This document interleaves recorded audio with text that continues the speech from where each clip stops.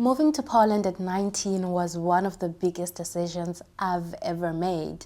At the time, I was so excited, but I didn't know that this was going to be the most impactful decision of my life.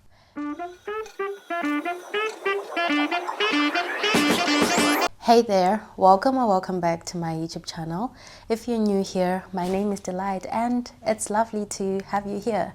Thank you for tuning in once again. So in today's video, we're going to be talking about how I moved to Poland at 19. I believe so far most of you have seen that I just vlog my life. I show you what living in Poland is like. But today I just thought maybe let's talk about how I actually moved to Poland at 19. So let's get straight into today's video. Before moving to Poland, my life was very different. My life mostly revolved around school, around church, around family, and all other things that most people do in life. But when I came here, it was completely different. I mean, just talk about independence. I really wanted to be independent, and it felt so exciting at the time just thinking about it. But being here now and just thinking about it, it just feels like, man, I wish I was a child again. Studying abroad was something that was on my mind, but this was mostly towards the end of high school. So this was during my A levels. So that was around the time when I then thought of, studying abroad. But mostly it wasn't a decision that I made. My parents really made it for me.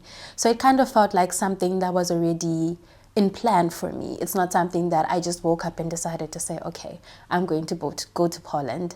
It was something that my parents decided for me. Prior to that, I don't quite recall if I had any plans on moving abroad. I think it was mostly towards the end of high school when I really started thinking about it, and Poland was the first choice, and it was the only choice for me, to be honest, and that's how I came here. Studying abroad for me was all about getting better opportunities at life that are not actually in Zimbabwe, and I believe for most international students this is something that their parents truly desire for them. So for me, the process was very easy. It was quite a very simple transition in terms of my visa application process and just settling in general. And I think for the most part, what made it easy for me is that I already have family, or rather I already had family that was in Poland. So it kind of made everything so much simpler for me. So after my A levels, I knew that I needed to start applying for university, but I wasn't quite sure of when to start applying for it. So in Poland, there is the March intake that international students can choose to apply for, and then there is the October intake. So this was towards the end of the year, and I wasn't sure if I wanted to come for the March intake or for the October intake. But it just so happened that I was actually very late at applying for the March intake. So now the only option that was left for me was applying for the October intake. So this was straight out of high school, by the way. So I then began to apply for university around April, March, I believe. Yes, for the October intake. So because I already had family that was here, it wasn't a very strenuous process for me. So I kind of had help from this family member, and I also had an agent that was helping me throughout the process. But well, the agent really didn't help much, but that's okay. I'm here now, and all that does not matter. I remember that I applied to 2 universities, and one of them did not give me the program that I actually wanted. They gave me something else that was completely different and something that I was not interested in. So now the next option was applying to the second university that I applied to, and yeah, they accepted me for that specific program which I am currently studying, which is computer science. So after applying, I got accepted, and then I got my acceptance letter, and now the visa process had to start. Before the visa process started, I needed to get some documents ready that I would need for that visa process. And just for context here, In Zimbabwe, there isn't a Polish embassy, so I had to travel to a different country. So I had to go to South Africa for my visa process. So you can only imagine the logistics that were involved in all of this. Going to South Africa from Zimbabwe, staying there for like about 2 weeks until my visa was out, or maybe choosing to go back to Zimbabwe and then going back and then traveling to Poland. I know. It sounds like it's a lot, but that was the process and I had to do it. After gathering all the documents that I needed, it was time for me to go to South Africa for my visa application process. It was, I don't know, it was the first time that I traveled on my own. So my parents literally just let me go. And it was a bit scary, but I managed. I did manage. So I arrived in South Africa, stayed with family there for a while, and waited for my visa to come out. And during this process, I didn't actually go back home. I didn't go back home from the time I started my visa process. So after packing my bags, leaving Zimbabwe at the time that I left, which I believe was August, I never went back. So before I actually started my visa process, I had to say goodbye to my family, goodbye to my friends, and it was very heartbreaking. But at the same time, I was excited for what was ahead. I was excited for the new opportunities. I was excited for basically everything that was waiting for me. But nonetheless, it was not very easy. But again, I was excited. So after all of this, got to South Africa, went to the Polish embassy, which again was not in the city that I was living in at the time. So I had to travel from Johannesburg, South Africa to Pretoria, South Africa to go to the Polish embassy. So there was a lot of logistics, honestly, that was involved in all of this. And you can imagine how much money we had to spend on this. So went to Pretoria for the visa application process, and I waited for 2 weeks for my decision to come out. And during this whole process, honestly, I was very anxious. Very anxious because there are so many people that applied for their visas and most of them got rejected. So I was just praying and hoping, emphasis on praying, that it comes out positive. And because I'm God's favorite, I guess, my decision came out positive, and now I was ready to leave for Poland. So after this whole process was done, the next thing was booking a flight for me to come to Poland.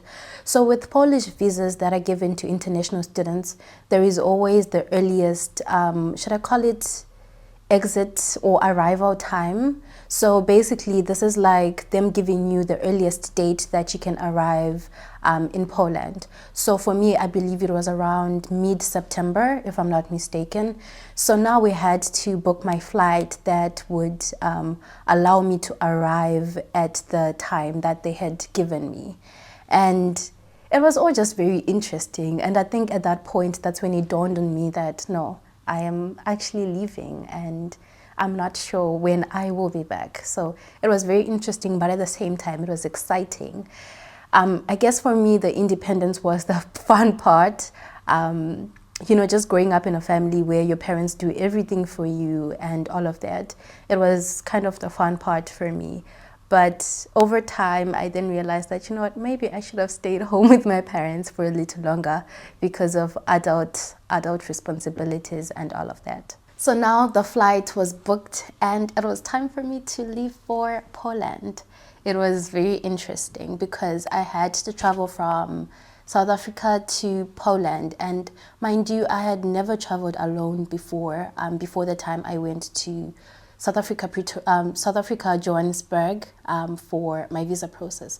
So I would say this was the first time I traveled on my own internationally. And honestly, I wasn't very confident in everything that was going to happen and how I was going to move from point A to point B. And for most travelers, I'm sure you would know that airports are not the easiest places to navigate. Yeah. It was not so easy. So yes, I boarded my flight to Dubai. And then once I arrived in Dubai, I had to locate the next place that I had to wait for my flight at. And the layover for me in Dubai was about 8 hours, if I'm not mistaken. I believe it was 8 hours. So you could imagine, what was I doing for 8 hours? 8 hours.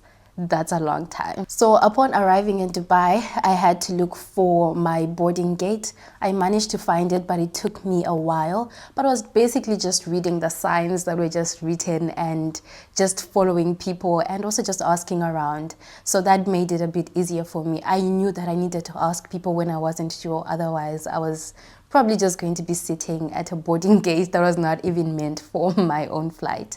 So after the 8 hours, I remember I was just on calls with friends, with some family members, and yeah, it was interesting. It was very interesting for me, and I was just walking around and just looking at the place. And then now it was time for me to board to come to Poland finally. Upon arrival in Poland, there were so many things that I then noticed that stood out to me. But first, when we were almost here in Poland, tell me what? It was extremely cold on the plane. It was extremely cold. And I just started questioning my life decisions, honestly. But yeah, that was going to be the life for me because that was nothing compared to the Polish winters. So upon arrival, the first thing that I noticed was the airport. It was very functional. Everything was functioning as it's supposed to. And I took my bags, and my brother and my friend were waiting for me. And it was so exciting to finally see my brother after such a long time. It was so exciting, and also seeing my friend after such a long time as well. So yeah, it was very nice. That moment was really nice. Then after that, we then exited the airport to go home. And I was shocked, but at the same time, I was impressed because the airport area around the main airport that is in Warsaw is so beautiful. Like, that area is so beautiful. The architecture, the buildings, everything just looked so beautiful, and everything was so different compared to what I was used to back home. So it was definitely refreshing, and that's when I realized that no, this is going to be my life now. This is going to be my life. So we then went to the accommodation that I was going to be staying at. And honestly, if you're planning to study in Poland, I would recommend making sure that you get your accommodation way before you actually arrive. It makes things so much easier. If you know any friends, or even people that are not even your friends, just reach out and just ask them to come and pick you up at the airport, because it's a lot of things that you need to make sure are in place. Like getting an Uber, you need to have a SIM card, a Polish SIM card, in order for you to get an Uber. So if you're on your own, I'm not sure. I don't know how you're going to navigate that. Or maybe you just get the cabs.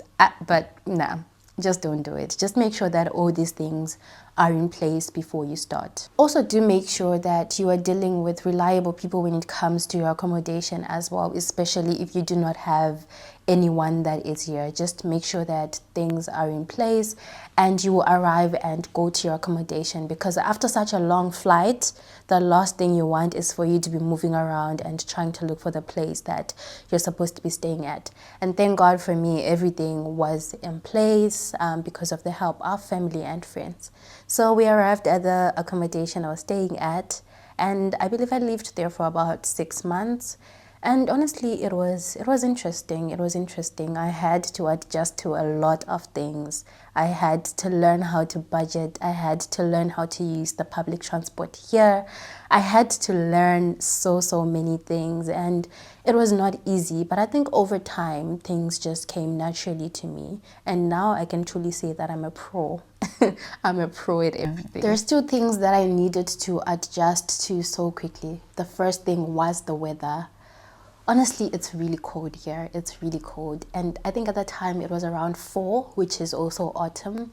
And it was getting really chilly. It was getting really chilly. I remember one time the sun was out and it looked like it was such a warm day, a hot day, because back home when the sun is out, just know that it's really hot on that day. So I left home without a jacket, just wearing a t-shirt, and to my surprise, it was actually quite chilly outside. So after that, I then told myself that even if the sun is out, if it's autumn, if it's winter, I would not leave home without a jacket. So that was the first thing that I really had to adjust to. And then the second thing was the language barrier. Oh my goodness. It wasn't very easy in the beginning, navigating life without, without English, if I should say, because most people here speak Polish. I believe there are some people that do speak English, but it's not always easy to know, who speaks English and who doesn't speak in English. And the other part that was very shocking for me was even the groceries in the stores, they're written in Polish. So every now and then I had to be taking pictures and translating everything. I think now I still do the same thing, but it's a bit easier because I know my go-to products and things like that. So yeah, the settling in part was a bit difficult, but over time it became so much better. Honestly, I would say that it took a while for me to actually miss home, because remember, I had family here. Well, I still do have family here. So anytime I would miss home, I would just spend time with my family here, and all of that would just disappear. And also just keeping in touch with my family, FaceTime calls and things like that definitely made everything so much better for me. And also I found a community, like a church community, and it really made a huge difference. It really made a huge difference. So every week, every Sunday, I would be looking forward to, seeing my church community and just fellowshipping and just talking to different people, networking and things like that. So it definitely was not a very lonely ride for me. Even though the beginning wasn't always easy for me, that experience really taught me a lot, and it has really shaped me into the person that I am today. Because if I think of the person that I was a few years ago, honestly, I have really grown, I have really matured. And it's just something that is refreshing when I do think about it. That little girl that was on that plane at 19 would be so proud of the woman that I am slowly becoming. So yes, that was my journey, and that was how I moved to Poland at 19. If you have watched until the end, thank you so much for tuning in, and I hope you liked today's video. Please do not forget to subscribe, like, share and comment, and I will see you guys in my next video.